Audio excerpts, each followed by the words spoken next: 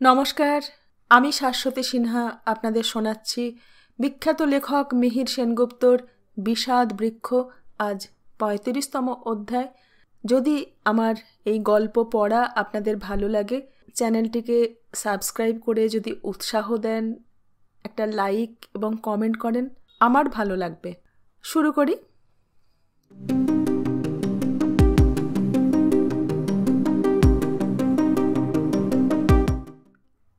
অনেক দিন আগের পুরনো কথার পসরা নিয়ে বসেছি। সব কথা একক একটি নির্দিষ্ট ক্রমে সাজানোর স্মৃতিপ্রবহন নেই আর। পেছনের দিকে যত দূর সম্ভব দৃষ্টি প্রলম্বনের চেষ্টা সত্ত্বেও এক অনিবার্য কুয়াশা তার তাবৎ অস্তিত্বকে আচ্ছন্ন করে এলায়িত বিশৃঙ্খলায় তাকে বিপর্যস্ত করে ফেলে। কখনো এমনও বোধ হয় এসব তো এই সেদিনের ঘটনা। এরই মধ্যে কি মহাকালের রথচক্র এতটা পথ অতিক্রম করেছে? কালের গতি অবশ্যই অতি কুটিল, কিন্তু জীবন তো থেমে থাকে না। তার অবিরাম প্রবাহই কালের গতিকে অস্তিত্বমানতায় সত্যগ্রাহ্য করে তোলে। নচেৎ কালের আর কি বা অবয়ব আছে? জীবনের সেই চলমানতাকে আশ্রয় করে তার কিছু কিঞ্চিত পদচিহ্নের ছবি যারা ফুটিয়ে তুলতে চাই, তাদের প্রদোষকালীন কুয়াশাকে নবীনেরা অবশ্য ক্ষমা করবেন এমতো প্রত্যাশা। আমরা কুয়াশাচ্ছন্নরা শুধু উচ্চারণ করতে পারি তেহীন দিবসা গতা, কিন্তু সে কথা উচ্চারণ করার সময় যখন দেখি বড় খালপাড়ের ওই পিতামহী সদৃশ বৃক্ষ দম্পতি এখনও সজাগ সতর্ক, তখন এ উচ্চারণ স্তব্ধ হয়। এক অনির্বচনীয় কারণে মৌন মুখ হয়ে তাকিয়ে থাকতে হয় সেই কুলপত্নী দম্পতির দিকে। তাদের বয়স ২ শতক ছাড়িয়ে আর খানিকটা। তারা বাক্য বলেন না, ইশারায় ইঙ্গিতে পাতা ঝরিয়ে শাখা কাঁপিয়ে নির্দেশ জারি করেন। প্রাকৃতিক নির্বন্ধের মধ্যে আমি নিদর্শন রেখেছি, তোমরা সেখান থেকে শিক্ষা গ্রহণ করো। ওই কুলপতি বৃক্ষ দম্পতি তো আমাদের অতি নির্দেশক প্রাকৃতিক নির্বন্ধ। আমরা কেন তাদের কথার বা ইচ্ছার মান্যতা দিচ্ছি না? কোরআন পুরাণের কথা ছেড়ে দিলেও একটা সত্য তো জানতে মন চায়ই। তাহলে কি? কিন্তু সেই দার্শনিক প্রশ্নের ক্ষেত্র এ নয়, এবং অতঃপর আমরা এ বৃক্ষ দম্পতিকে স্থিতিশীল মেনে নিয়েই পরবর্তী কথকতাতে যাব। যে কথাগুলো এখন বলতে যাচ্ছি তার অধিকাংশই একান্ত ব্যক্তিগত জীবনের সংগ্রামের কথা। জগৎ সংসারে এ কথায় হয়তো কারও তেমন প্রয়োজন নেই, তথাপি বলছি এ কারণে যে একটি সাম্প্রদায়িক দেশের সংখ্যালঘু সম্প্রদায়ের ছেলেকে কিভাবে সেদিন তার বাঁচার পথ তৈরি করতে হয়েছিল তার খানিকটা পরিচয় হয়তো এ আলেখ্যে পাওয়া যাবে। সংখ্যালঘুরা তখন দ্বিতীয় শ্রেণীর নাগরিক। দ্বিতীয় শ্রেণীর নাগরিক অর্থে শহরে, নগরে এবং গ্রামে সেসব দিনে কি বোঝাতো তা ভুক্তভোগী ছাড়া কেউ বিশদ জানবেন না। তখন শহরে নগরে শিক্ষিত, কলেজ ভার্সিটির ডিগ্রিধারী হয়েও হিন্দু যুবকেরা কোনো সরকারি সংস্থায় কর্ম পাবার অধিকারী নয়। ব্যবসার ক্ষেত্রে তাদের ওপর নজরদারি, যেন তারা মুনাফার অর্থ হিন্দুস্থানে পাঠাতে না পারে। যদিও তখন তাদের গেরস্থালি এপার ওপারে স্বাভাবিকভাবে বিভাজিত এবং অর্জিত অর্থের বিভাজন নৈতিকভাবেই অবশ্য কর্তব্য। আলেখ্যর পাঠক পাঠিকাদের উদ্দেশ্যে জানাই, তখনকার সামাজিক রীতি অর্থাৎ আত্মীয় প্রতিপালন, কর্তব্যকরণ ইত্যকার বিষয়সমূহ অধুনাকার নিয়ম থেকে ভিন্নতর বোধে এবং অভ্যাসে বা নিয়মে ছিল। যৌথতার মূল্যবোধ তখনও বাস্তব। অতএব রাষ্ট্রীয় নিয়ম সেক্ষেত্রে যে পর্যায়েই থাকুক, সামাজিক নিয়মের সঙ্গে তার ভিন্নতা ছিল। ফলে এই দ্বিতীয় শ্রেণীর নাগরিকেরা এ বিষয়ে বিশেষ সংকটে আকুল ছিলেন। মনে রাখতে হবে, বিভাজিত মাতৃভূমির এই পূর্ব প্রান্তে পশ্চিম প্রান্তের মতো রিপ্যাট্রিয়েশন ব্যাপারটি ঘটেনি। শুধু কিছু বিশেষ পরিবার সম্পত্তি বদল করে নিজেদের স্বার্থ বজায় রেখেছিলেন, নচেত তুমি কার, কে তোমার ইত্যাদি। হিন্দু জনেরা যারা 50-51 গণহত্যা সত্ত্বেও এখানে মাটি কামড়ে পড়েছিল, তারা দাঙ্গার আতঙ্ককে গুরুত্ব না দিয়ে লড়েই থাকবো এরকম এক মানসিকতার অধিকারী ছিল। এর কারণ ছিল এই যে পিছাড়ার খালের জগতে দাঙ্গা বলতে যা বোঝায় তা বিশেষ ঘটেনি। সেখানে একটিও খুন দাঙ্গাজনিত কারণে হয়নি তেমন বলাৎকারও। শুধু অন্যান্য স্থানের গণহত্যা, ধর্ষণ, খুন, রাহাজানি, অগ্নিসংযোগ ইত্যাকার বিষয়ের ঘটনা তথা গুজবের জন্যই এ অঞ্চল শূন্য হতে থাকে। এ অঞ্চলের মুসলমান সম্প্রদায় যেহেতু বহুকাল থেকে হিন্দু সামন্ত এবং উচ্চবিত্তদের মুখাপেক্ষী ছিল এবং তাদের ইসলামে রূপান্তরিত হওয়ন খুব দীর্ঘদিনের ঘটনা ছিল না, তাই তারা অন্য স্থানের মতো হিন্দু বিদ্বেষী হিসেবে প্রতিভাত হয়নি। তথাপি যে তাদের ভয়ে ভদ্র হিন্দু সমাজ ভীত হয়েছিল, তার কারণ নিহিত ছিল হিন্দু সমাজের নিজস্ব সমাজ নিয়মে। কিন্তু সামাজিক জটিল নিয়মে এই সাধারণ মুসলমান শ্রেণীই বোধহয় ভদ্র হিন্দু গেরস্থদের দেশত্যাগজনিত কারণে আখেরে অধিক ক্ষতিগ্রস্ত হয়। তাদের রুজি রোজগারের ওপর, চাষবাস, গেরস্থালির ওপর এক অকস্মাৎ অশনি ঝঞ্ঝা বয়ে গেল যেন।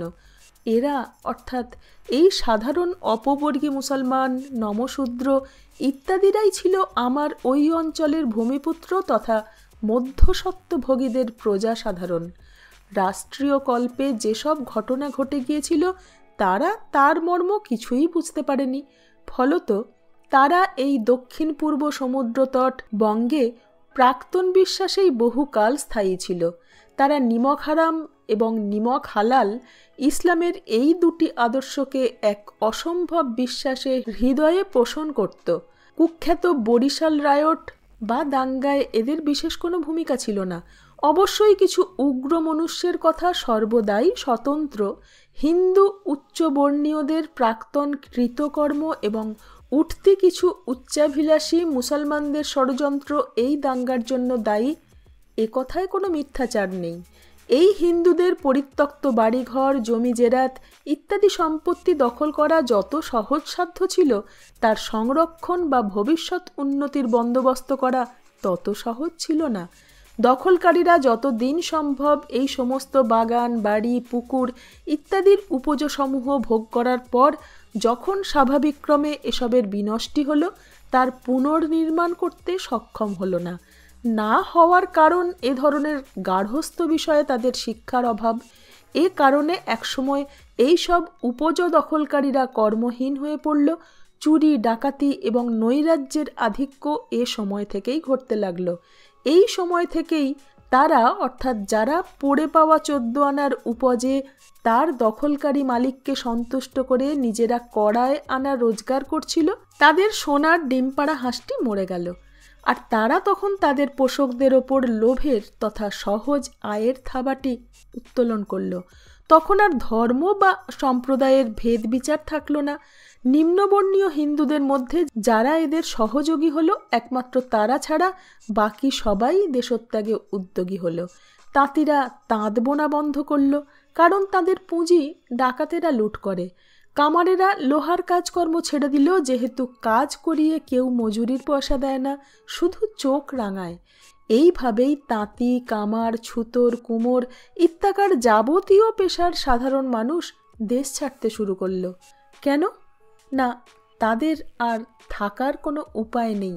তাদের পেশাবলম্বনকারীরা ছিল এই প্রত্যন্ত বাংলার গ্রামীণ বিশ্বের স্তম্ভস্বরূপ। একদা তারা সম্প্রদায় নির্বিশেষে কাঁধে কাঁধ মিলিয়ে পর্তুগিজ, মগ এবং অন্যান্য হারমাদদের মুখোমুখি হয়ে লড়াই দিয়েছে তথা নিজেদের মান মর্যাদা গেরস্থালি রক্ষা করেছে। আজ তাদের নিজেদের মধ্যে বিরোধ। কেউ কিছুই বুঝতে পারছে না কেন এমনটি হলো। যে ডাকাতদের সহায়তায় মুসলমান সমাজের লোভী উচ্চবিত্তেরা নিজেদের স্বার্থ সিদ্ধি করতে প্রয়াসী হয়েছিল, এখন তারা নিজেরাই এদের হাতে নিগৃহীত হচ্ছে। এ কারণে এরাও গ্রাম ত্যাগ করে একে একে শহরে নগরে প্রবাসী হচ্ছে। সুন্দর সাজানো এই গ্রামগুলোকে এইভাবেই আমি রিক্ত হতে দেখেছি এবং এই ধারা ক্রমান্বয়েই হয়েছে। আমার পরিবারের ব্যাপক জনগণ বহুকাল আগেই দেশত্যাগ করেছিল। রায়বাহাদুর দাদুর পরিবার মধ্যসত্ত্বের শ্বাস জলের ব্যাপক সারাচ্ছান নিয়ে দেশভাগের অনেক আগেই দেশান্তরী। তারা তাদের আখের গুছিয়ে নিয়ে যথাস্থানে রায়বাহাদুর। যে সময়ের কথা বলছি তখন আমরা ব্যাং বাহাদুরও নই। মধ্যসত্ত্ব লোপের সঙ্গে সঙ্গে আমাদের অংশের আর্থিক ব্যবস্থা একটা কুৎসিত আকারে নখদন্ত বিস্তার করে আত্মপ্রকাশ করল। এই সময়ে এই পরিবারে আমাদের জন্ম, বাল্যকাল এবং কৈশোর। পরিবারের কেউ লন্ডনে পড়াশোনা করে, কেউ গ্রামে গরু চড়ায়, এরকম এক অবস্থা, যদিও তারা একই পরিবারের সন্তান। কিন্তু এসব তত্ত্ব চুলোয় যাক, বরং অন্য কথায় যাই। অন্য কথা এই যে আমার বাবা বহুকাল আগের থেকেই নাকি জ্যাঠামশাইকে বলেছিলেন পশ্চিমবঙ্গের কোথাও পারিবারিক একটা স্থিতিস্থাপনা প্রয়োজন। জ্যাঠামশাইও তালুকদারি থাকাকালীন সময়ে বর্ধমানের নীলপুরে বেশ কয়েক বিঘা জমির ব্যবস্থা করেছিলেন। উদ্দেশ্য আমাদের দেশের বাড়ির মতোই বিরাট বিশাল আড়ম্বরে এক নারকেল, সুপারি, ধান, মান, কলা, কচু সমন্বিত একটি সমৃদ্ধ গেরস্থালির পত্তন। জ্যাঠামশাই বলেছিলেন যে সব কিছু গুছিয়ে দেশের সবাইকে বর্ধমানে পাঠিয়ে দেবার পরেও তিনি দেশেই থেকে যাবেন, দেশ তিনি ছাড়বেন না। যতদিন তা না হয় ততদিন কলকাতার বাসায় পরিবারের ব্যাপক জনেরা থাকবে। কিন্তু জ্যাঠামশাইয়ের সেসব গোছানো আর কোনোদিনই হয়নি। সে জমির গতি কি হলো তাও আমরা কেউ জানতে পারলাম না। জ্যাঠামশাই অবশ্য শেষ পর্যন্ত দেশেই থেকে গিয়েছিলেন, কিন্তু আমাদের মা, বাবা, ভাই বোনদের নিয়ে ভিখিরির মতো শূন্য হাতে পশ্চিমবঙ্গে চলে এসেছিলেন। অবশ্য তা অনেক পরের কথা এবং অন্য লড়াইয়ের বৃত্তান্ত। টেস্ট পরীক্ষার পর যখন বাড়িতে কিছুদিন ছিলাম তখন বাবার সঙ্গে সাংসারিক কিছু কথাবার্তা বলার প্রয়োজন বোধ করলাম। কথাবার্তা বলতে আর কিছুই না, দেশের তদানীন্তন অবস্থা এবং তার প্রেক্ষিতে কর্তব্য। বোনেরা, ভাইয়েরা আস্তে আস্তে বড় হয়ে উঠছে। তাদের, বিশেষত বোনেদের বিষয়ে কি করা যায়? সংসারের প্রয়োজন দিন দিন বেড়ে চলেছে, জিনিসপত্রের দাম ক্রমশ আকাশ ছোঁয়া হচ্ছে। বাবার 40 টাকা মাইনের চাকরি, তাও অনিয়মিত, সব মাসে মাইনে পাওয়া যায় না। লোকেরা ধার কর্জ আর দিতে চায় না। তাছাড়া দেবার মতো অবস্থার লোকই বা কোথায়? বোনেদের বিষয়ে অন্য বিপদের চিন্তাও উপেক্ষা করার নয়। যদিও তারা এখনো ছোট, কিন্তু 2 বছর 4 বছর বাদে তারা তো বড় হবে। তখন এই হিংস্র জনপদে তাদের কিভাবে রক্ষা করব? অর্থাৎ সব দিক দিয়েই ভবিষ্যতের অনিশ্চয়তা এবং আতঙ্ক। এই সব নিয়ে বাবার সঙ্গে কথা বলে বুঝলাম যে তার নিজস্ব কোনো নির্দিষ্ট ধ্যান ধারণা এ ব্যাপারে নেই। সম্ভবত তখনও তিনি তার দাদার ওপর বিশ্বাস রেখে চলেছেন যে তিনি নিশ্চয়ই কিছু একটা করবেন। তার এমতো বিশ্বাসে আশ্বস্ত হতে পারলাম না। এর কিছুকাল আগে আবার কলকাতার যৌথ বাসাবাড়ি ভেঙে পরিবার ছত্রখান হবার প্রধান কারণ মধ্যসত্ত্ব বিলোপ এবং তালুকদারির পয়সার আনাগোনা বন্ধ। যদিও সেখানে তখন যতজন লোকই থাকুক, 2 জন কাকা এবং আমার বড়দাদা মোটামুটি ভালো চাকরি করেন। বাসা বাড়ির ভাড়া সামান্য, যদিও তার আয়তন বিরাট। দিদিদের 3 জনের বিয়ে হয়ে গেছে। এক জেঠতুতো দিদি এবং এক বোনের তখনও হয়নি। খুব একটা অসুবিধে হওয়ার কথা নয়, তবু ভূতের বোঝা কে বয়?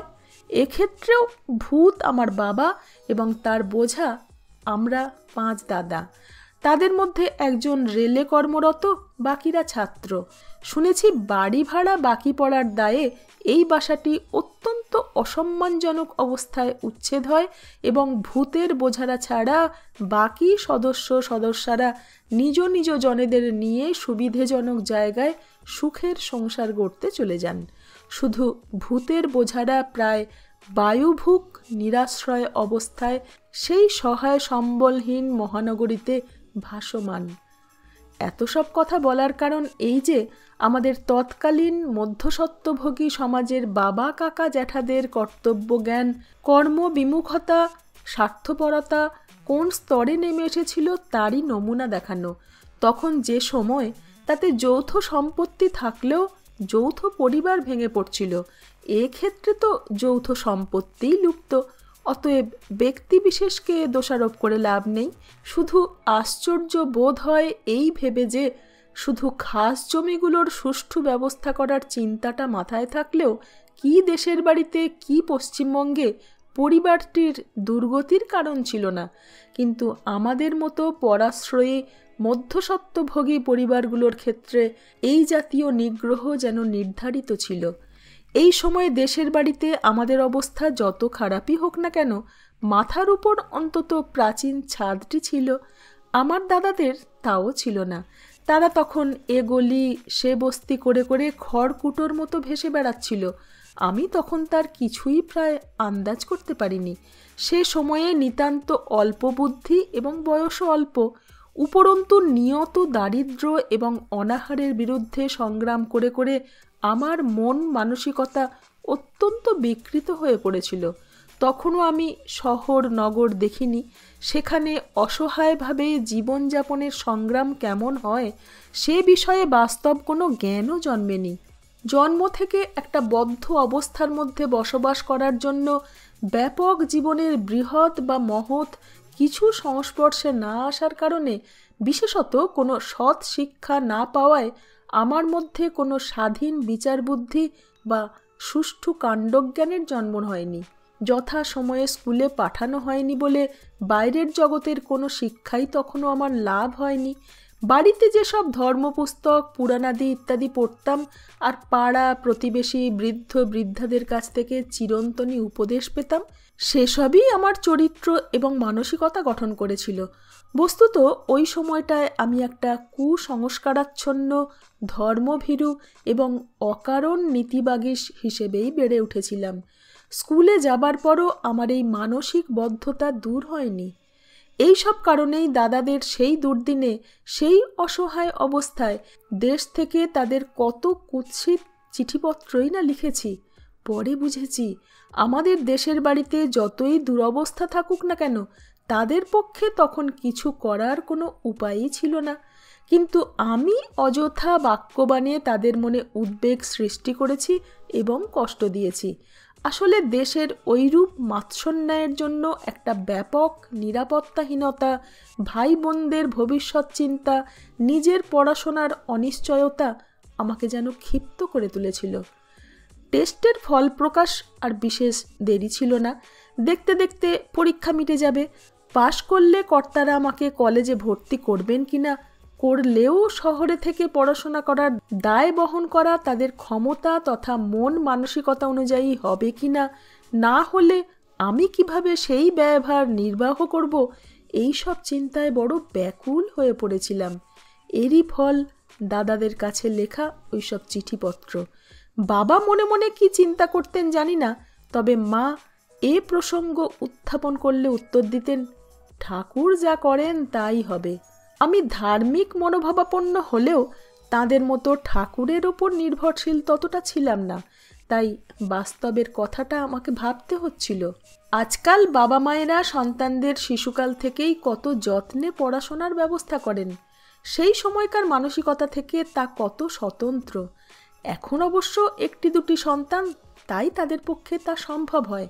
তবে মানসিকতার পরিবর্তনও যে একটা ব্যাপার, সে বিষয়েও সন্দেহ নেই।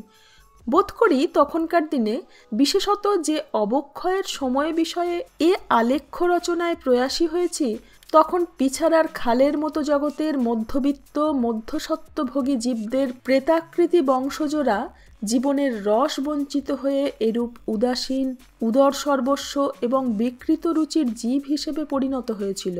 শুধু শিক্ষা শিক্ষণ নয়, স্বাস্থ্য, অন্নবস্ত্র, বাসস্থানের মেরামতাদিকরণ তথা গার্হস্থ্য সমস্ত প্রকার কর্তব্য বিষয়েই সম্পূর্ণ উদ্দেশ্যবিহীন হয়ে এক নিকৃষ্ট জৈবিকতা অবলম্বন করেছিলেন তারা।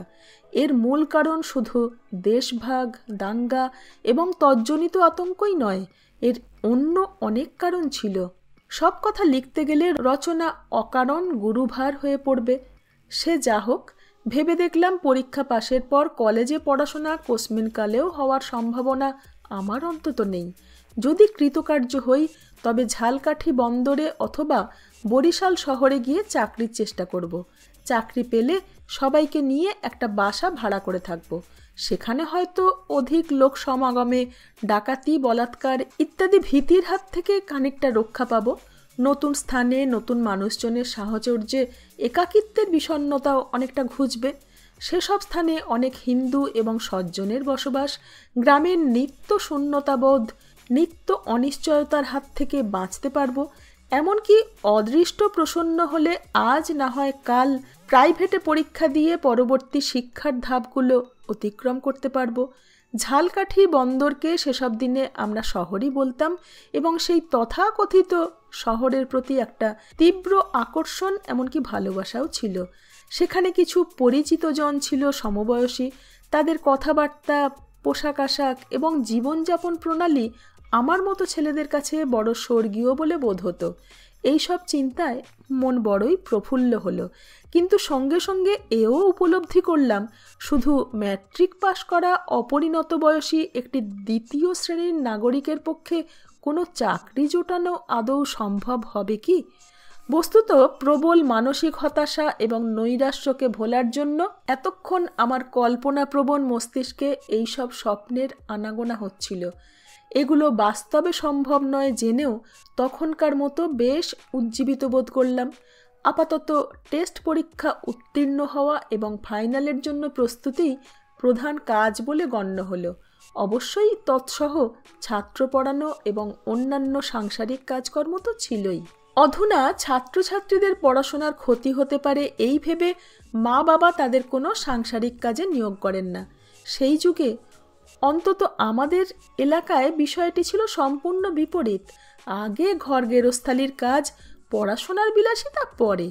আমার বাবা প্রায়ই বলতেন, পড়ইয়া আমারে রাজা করবা, তার থিয়া রান্ধনের কাষ্ট কাডইয়া আনো, খালের থিয়া জল লইয়া আয়ো, অত পড়নের কি হয়েছে?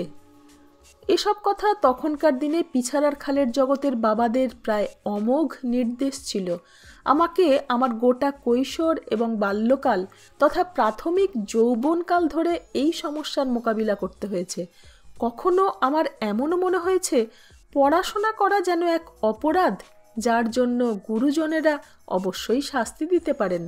যেমন ধরা যাক, ভোরবেলা উঠে খাতাপত্তর নিয়ে পড়তে বসেছি, এমন সময় আইজ একটু বাজারে যাওয়ান লাগবে, অথচ বাড়ির কর্তা তখন কাষ্ঠাসনে বসে গড়গড়ায় ধূম্রপানে নিমগ্ন।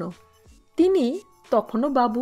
তার পক্ষে ঝোলা খালুই, বরিশালে খাড়ই বলে যাতে মাছ আনা হয়, হাতে 1.5 মাইল হেঁটে বাজারে যাওয়া নেহাতি অনভিজাত কর্ম। চাকরপাট তখন আর তেমন নেই। যা 2-1 আছে তারা চুরি ছ্যাঁচড়ামি করে অ্যাডের মালের দাম 1.5 কয়। সুতরাং রইল সাধের পড়াশোনা, করো বিষয় ভাবনা। 1.5 মাইল দূরে বাজার, সেখান থেকে সওদা আনো, তাও কিছু নগদ কিছু বাকি, টুকিটাকি দিও ফাঁকি। এই অবস্থায় সন্তান কতটাই বা প্রকৃত মনুষ্য হিসেবে তৈরি হতে পারে? তারপর নাকে মুখে গুঁজে স্কুলে যাও না যাও বয়েই গেল। এখন তো ছেলে মেয়ে পড়া সেরে উঠলে বাবা বইপত্র ব্যাগে ভরে দেন, তো মা ক্লাস 7-এর ছেলে বা মেয়েকে পর্যন্ত চান করিয়ে খাইয়ে দিয়ে জামা কাপড় পরিয়ে স্কুল বাসে, গাড়িতে, রিকশায় তুলে দিয়ে টাটা বাই বাই, বাবাই ঠিকমতো হোমওয়ার্ক জেনে এসো কিন্তু।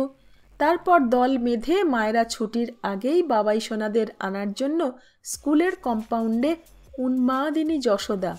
সবাই একটা ব্যাপারে একমত যে বাবাই সোনাদের বড় কষ্ট। আহা, এই ব্যাপারটিও যে খুব সামাজিক স্বাস্থ্যসম্মত এমতো বোধ হয় না। তবে আমাদের পিছাড়ার খালের তদানীন্তন সন্ততিরা আমাদের বাবা কাকা জ্যাঠাদের কাছে যে নিতান্ত আপদ হিসেবে গণ্য হচ্ছিলাম, তা বোধ হয় আরও জঘন্য। কারণ আমাদের জন্মের জন্য আমরা বা আমাদের মায়েরা আদৌ দায়ী ছিলাম না, মূল দায়িত্ব অবশ্যই কর্তাদের ছিল। এই বিষয়ে একটি উদাহরণ দেওয়ার লোভ সামলাতে পারছি না। আমাদের দেশের এক গোঁসাই ঠাকুরের স্ত্রী সদাই অন্তস্থা থাকতেন। কেউ যদি জিজ্ঞেস করত, গোঁসাই, দুলালের মায় আছেন কেমন? উত্তর অতি দ্রুত, কেমন আর, কোলে এউক্কা, ক্যাখে এউক্কা, এউক্কা তো দেখছই হবায় হোগা ঘেসে, অর্থাৎ হামাগুড়ি দেয়। তমৌ মাগির তলপ্যাট উঁচা, অর্থাৎ আরেকটি আগত প্রায়। প্রশ্নকর্তা অতিরিক্ত প্রশ্ন করলে বলতেন, দেখো ঘরের বউ খালি প্যাডে ঘুরইয়া বেড়াইবে, হেয়া মুই ভালো ঠেই না। অতএব ক্ষেত্রে তদানীন্তন সামাজিক মানসিকতা বিশ্লেষণের অপেক্ষা রাখে না। শোনার জন্য অসংখ্য ধন্যবাদ। ভালো থাকবেন। ফিরে আসছি পরবর্তী অধ্যায় নিয়ে।